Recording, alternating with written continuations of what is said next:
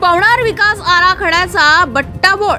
पवनार येथे धाम नदी परिसरामध्ये आधीच सेवाग्राम विकास आराखड्याअंतर्गत तब्बल 19 कोटी रुपयांचा विकास पूर्णतः भंगास झाल्याचे चित्र दिसतंय। ज्यात या विकास कामांमध्ये सुरक्षा भिंत, गार्डनला पाणी देण्यासाठी फवारे, स्ट्रीट लाईट, मधामध्ये जाण्यासाठी गट्टू लावून मार्ग, गार्डनमध्ये बसण्यासाठी बाकडे, सुरक्षा भिंतीला बॅरिकेड्स अशा प्रकारचे विविध विकास कामे करण्यात आली।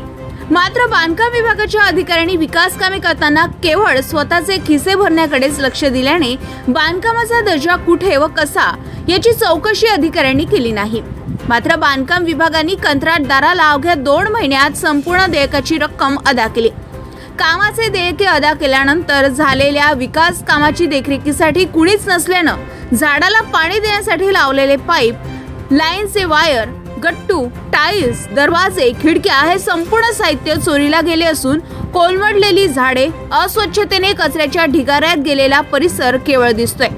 त्यामुळे बांधकाम विभागाकडून नव्याने लावण्यात येणारे स्ट्रीट लाईट, चोरीला गेलेल्या साहित्यांसाठी, पसरलेल्या कचऱ्यांसाठी की कंत्राटदार व अधिकाऱ्यांचे खिसे भरण्यासाठी असा प्रश्न नागरिकांकडून विचारण्यात येत आहे।